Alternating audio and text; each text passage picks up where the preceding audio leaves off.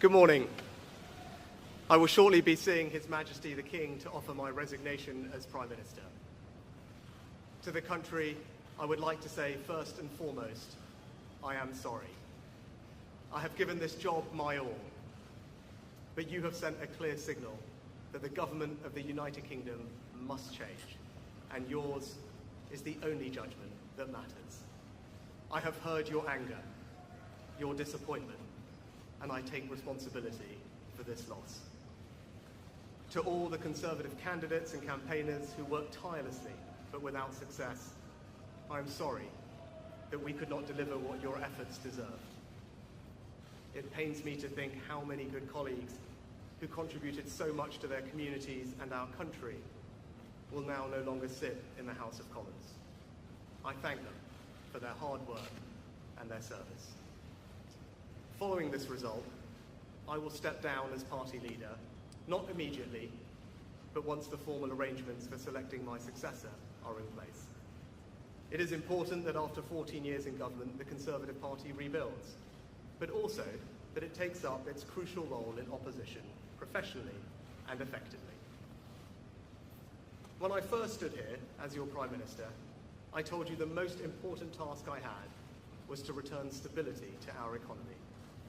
Inflation is back to target, mortgage rates are falling, and growth has returned. We have enhanced our standing in the world, rebuilding relations with allies, leading global efforts to support Ukraine, and becoming the home of a new generation of transformative technologies. And our United Kingdom is stronger too, with the Windsor Framework, devolution restored in Northern Ireland, and our union strengthened. I'm proud of those achievements. I believe this country is safer, stronger, and more secure than it was 20 months ago. And it is more prosperous, fairer, and resilient than it was in 2010. Whilst he has been my political opponent, Sir Keir Starmer will shortly become our Prime Minister. In this job, his successes will be all our successes, and I wish him and his family well. Whatever our disagreements in this campaign, he is a decent, public-spirited man who I respect. He and his family deserve the very best of our understanding as they make the huge transition to their new lives behind this door, and as he grapples with this most demanding of jobs in an increasingly unstable world. I'd like to thank my colleagues, my cabinet, the civil service, especially here in Downing Street, the team at Chequers, my staff, CCHQ, but most of all, I'd like to express my gratitude to my wife Akshata and our beautiful daughters. I can never thank them enough for the sacrifices they have made so that I might serve our country.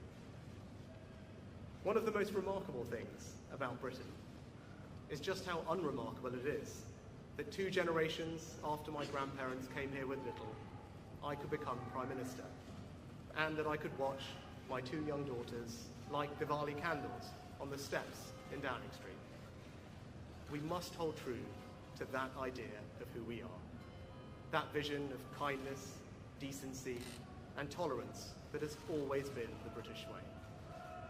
This is a difficult day, at the end of a number of difficult days, but I leave this job honoured to have been your Prime Minister.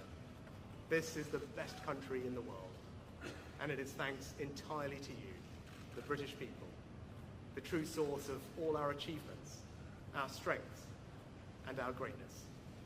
Thank you.